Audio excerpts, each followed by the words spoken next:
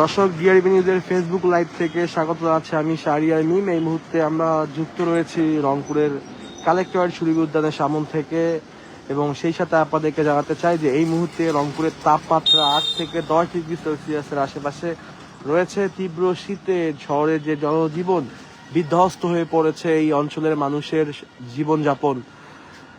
এখন আসলে কুয়াশা না থাকলেও রয়েছে মৃদু বাতাস, এবং এই বাতাস শীতের যে কনকনে তীব্রতাকে দ্বিগুণ করে দিয়েছে। আর এই শীতে হাসপাতালে যারা অসুস্থ রোগী তাদের কষ্ট, সেই সঙ্গে বাসায় থাকা অসুস্থ বৃদ্ধ এবং শিশুরা তারা কিন্তু খুব কষ্টে রয়েছেন। এছাড়াও কিন্তু যারা দিনমজুর রয়েছেন, ছিন্নমূল মানুষ রয়েছেন, তারা অনেক কষ্টে রয়েছেন। আমরা রংপুর কালেক্টরেট সুরভি উদ্যানের সামনে থেকে আপনাদের সঙ্গে যুক্ত রয়েছি। যদিও এখন রাত 12টা, এই রাত 12টায়ও কিন্তু আবার দেখতে পাচ্ছি, যদিও এই সময়গুলোতে অন্যান্য যে সময়গুলোতে মানুষের আনাগোনা থাকে, তবে সড়ক এই মুহূর্তে একদম ফাঁকা হয়ে গিয়েছে। তেমন আসলে গুরুত্বপূর্ণ কাজ, যদিও রাতের বেলা তেমন গুরুত্বপূর্ণ কাজ থাকে না, তবে মানুষ কিন্তু এখন বাইরে নেই, এখন বেড়া থাকার কথাও না। শীতে এই যে বাতাস, এই বাতাস মানুষের জনজীবনকে এতটা কষ্টে, দুর্বিষহ কষ্টে পরিণত করেছে। যারা আসলে কর্মঠ মানুষ সারা দিন, তারা আসলে খুব কষ্টে রয়েছে। আবহাওয়া অফিসের পক্ষ থেকে বলা হচ্ছে যে এই তাপমাত্রা কিন্তু আগামী দিনগুলোতে আরো কমবে, অর্থাৎ 12 জানুয়ারি পর্যন্ত যে শীতের প্রকোপ সেটি কিন্তু থাকবে। এই তাপমাত্রা কমতে কমতে কতটুকু যে ঠেকবে সেটি কিন্তু আসলে বলা যাচ্ছে না। আমাদের কাছে যে আবহাওয়া অফিসের পক্ষ থেকে যা তথ্য পাঠানো আছে, সেখানে বিকেল 3টা নাগাদ 12 ডিগ্রি সেলসিয়াস তাপমাত্রা। তবে এখন আমরা আসলে বিভিন্ন অ্যাপস থেকে বা যতটুকু মাধ্যম থেকে জানতে পারছি, 8 থেকে 10 ডিগ্রি সেলসিয়াসের আশেপাশে এখন রংপুরের তাপমাত্রা রয়েছে। এবং এই তাপমাত্রার মধ্যে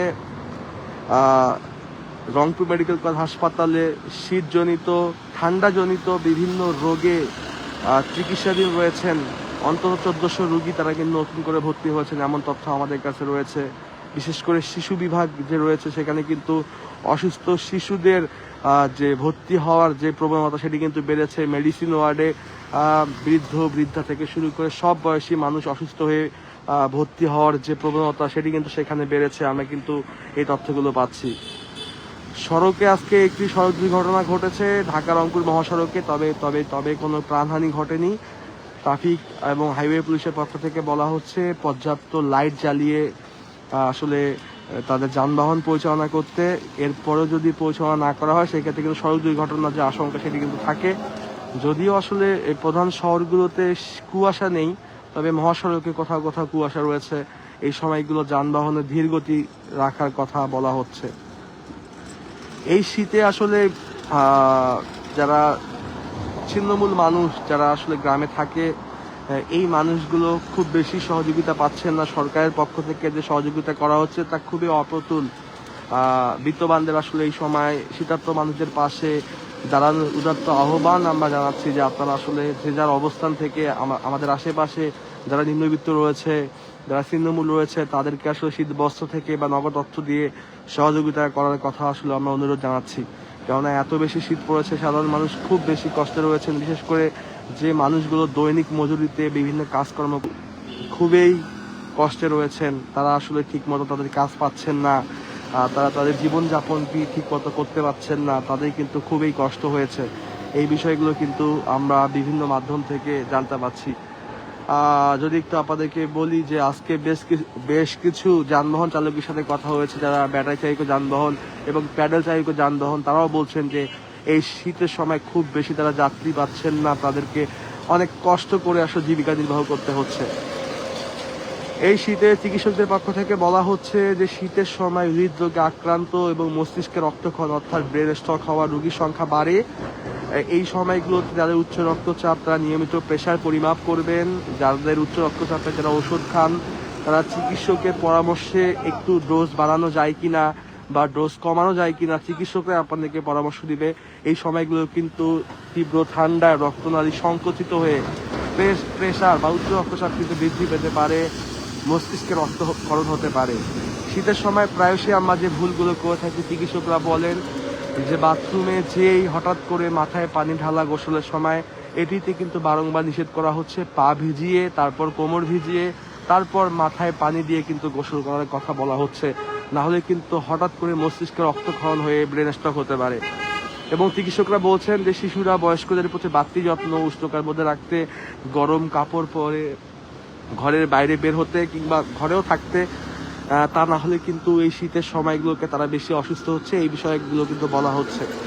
এবং তারা পরামর্শ দিচ্ছেন যে আপনারা আপনাদের নিকটস্থ হাসপাতালগুলোর মোবাইল নাম্বারগুলো, অ্যাম্বুলেন্সের নাম্বারগুলো সাথে রাখবেন।